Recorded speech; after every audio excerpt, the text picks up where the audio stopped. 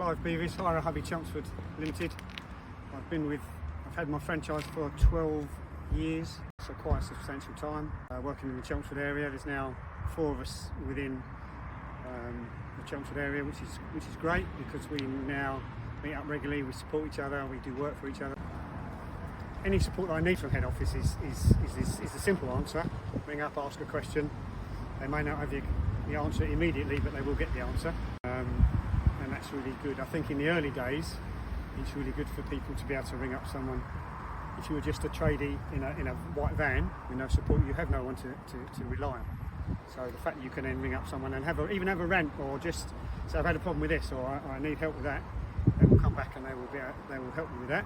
And because I've been in for a long time, I've had a lot of experience of running my franchise.